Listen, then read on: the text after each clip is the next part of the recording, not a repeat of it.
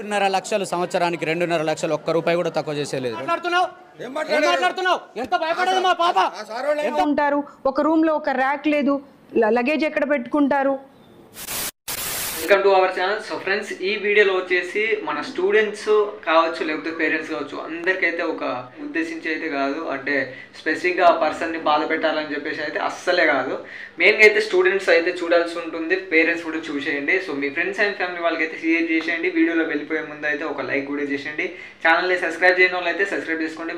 Government schemes కావచ్చు లేకపోతే blog వీడియోలు, ఎంటర్టైన్మెంట్ కోసం మీకు ప్రతిరోజు ఏదో ఒక వీడియో అయితే మీకు అప్లోడ్ చేయడం జరుగుతుంది. శ్రీ చైతన్య స్కూల్లో వచ్చే కాలేజ్లో వచ్చేసి ఒక ఇన్సిడెంట్ అయితే జరిగింది అన్నట్టు. అదే లేడీస్ హాస్టల్లో వచ్చేసి అంటే వాళ్ళకు విపరీతంగా కొట్టడం కావచ్చు లేకపోతే బాధ పెట్టడం, లేదంటే ఫుడ్ పాయిజనింగ్ కొన్ని కాలేజ్లో జరుగుతుంది. అంటే ఆ కాలేజ్ కాకుండా వేరే బ్రాంచెస్లో, వేరే కాలేజెస్లో. అదేవిధంగా దీనికి సంబంధించిన ఏదైతే విశేషం అంటే క్లుప్తంగా అనేది మనం యూట్యూబ్లో కావచ్చు లేకపోతే బ్రాడ్కాస్టింగ్ టీవీలలో కూడా వస్తుంది అన్నట్టు. సో యాక్చువల్గా అసలు జరిగిన ముచ్చట ఏంటి దాడ, అసలు వీళ్ళు అంటే ఇన్ని రోజులు ఎందుకు ఈ మ్యాటర్ని ఇన్సైడ్ చేశారు, బయటికి ఎందుకు వైరల్ ఎందుకు చేయలేదు, ఇదంతా టాపిక్ అనేది ఒక 2-3 పాయింట్స్లో చెప్పేస్తాను అన్నట్టు.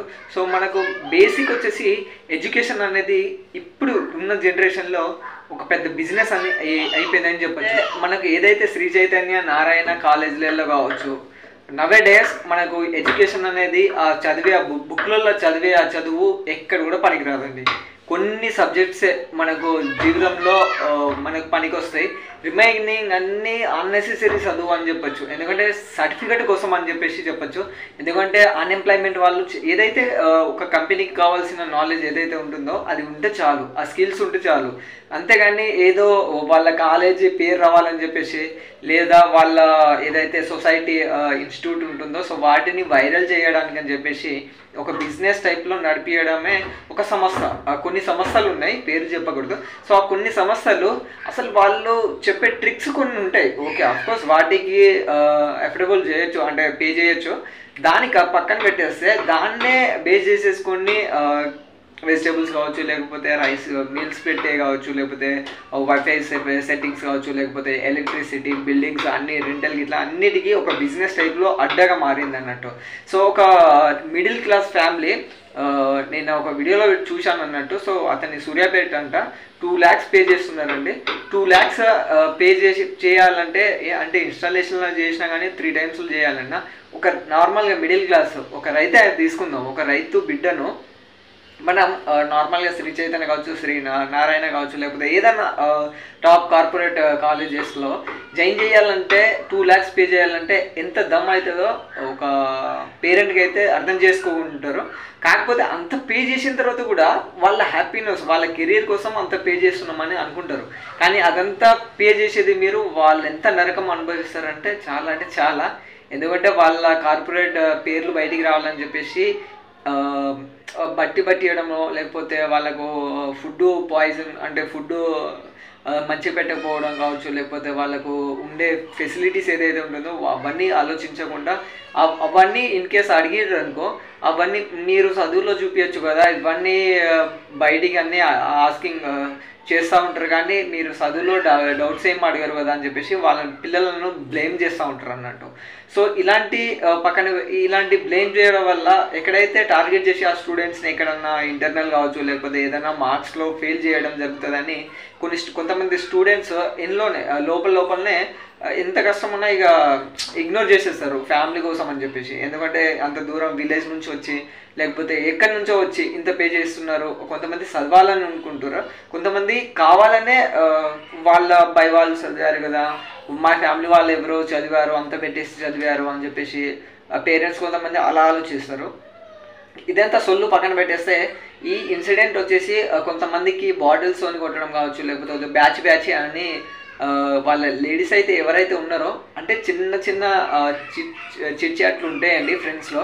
కాకపోతే మరీ ఇంతలా అయితే బిహేవ్ చేయరండి, మరీ ఇంత వైలెంట్గా అయితే మారరు.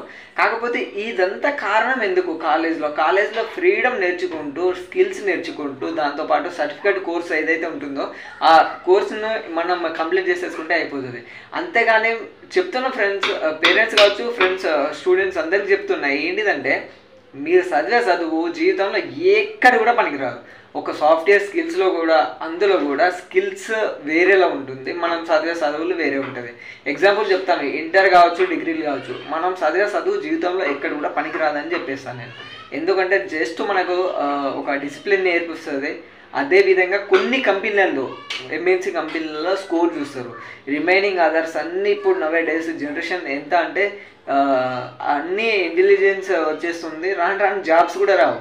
దానికోసం డబ్బులు అంతకన్నా పెట్టేసి మీరు ఎందుకన్నా స్ట్రగుల్ అవుతారో అర్థం కావట్లే. మై పర్సనల్ ఒపీనియన్ వచ్చేసి చదవండి, బెటరే కెరియర్ కోసం అని చెప్పేసి. కాకపోతే మరీ అంత టార్చర్ పడి చదివించుకొని డబ్బులు పెట్టి ఆ టార్చర్ని కొనిపెట్టడం ఎందుకు? సో ఇది పక్కన పెట్టేస్తే మన గవర్నమెంట్ని కూడా ఒకటి క్వశ్చనింగ్ చేయొచ్చు. సో మినిస్ట్రీ ఏదైతే ఉంటుందో సంబంధించిన డిపార్ట్మెంటల్ మానిటరింగ్ అనేది ప్రాపర్గా లేదు. ఫస్ట్ ఆఫ్ ఆల్ మానిటరింగ్ ఏదైతే ఉంటుందో సో వారికి కావాల్సిన స్కిల్స్ కావచ్చు, లేకపోతే ప్రాక్టికల్స్గా కావచ్చు, లేకపోతే ఎడ్యుకేషన్ సిస్టమ్ని మొత్తం కొంచెం చేంజ్ చేయాల్సి ఉంటుంది అన్నట్టు. సో ఒక ఎంఎన్సీ కావచ్చు, లేకపోతే ఏదన్నా ఎనీ కంపెనీ హెచ్ఆర్ కావచ్చు, మనకు ఇంటర్వ్యూ చేసేటప్పుడు అయితే ఫస్ట్ ఆఫ్ ఆల్ స్కిల్స్ చూస్తారు. ఎందుకంటే ఒక పని చేయగలుగుతాడా లేదా అని చెప్పేసి. కొన్ని కార్పొరేట్ అయితే స్కిల్స్తో పాటు కమ్యూనికేషన్ స్కిల్స్తో పాటు కొన్ని స్కోరింగ్ కూడా చూస్తారు. ఎందుకంటే సబ్జెక్ట్ వైజ్గా కొన్ని తీసుకుంటారు. ఎగ్జాంపుల్ చెప్తాను, ఇంజనీరింగ్ సబ్జెక్ట్స్ ఉన్నాయనుకో, ఇంజనీరింగ్ ఫీల్డ్లోనే ఆ సబ్జెక్ట్ మీద గ్రిప్ ఉందా లేదా అని చెప్పేసి స్కోర్ కూడా చూస్తారు. టెక్నికల్గా వాళ్ళకు ఏదైతే స్కిల్స్ ఉందో అవి కూడా ఉన్నాయా లేదా అని చెప్పేసి కూడా చూస్తారు. సో ఇలాంటి చేయడం వల్ల కూడా బెటర్ నెక్స్ట్ జనరేషన్ ఏదైతే ఉంటుందో సో వాళ్ళకు బెటర్ అని చెప్పచ్చు. సో వీడియో నచ్చితే లైక్ చేయండి, అలాగే మీ ఫ్రెండ్స్ అండ్ ఫ్యామిలీ వాళ్ళకి షేర్ చేయండి. చిన్న ఏమన్నా మిస్టేక్లు అయితే జర కామెంట్లో తెలుపుర్రు.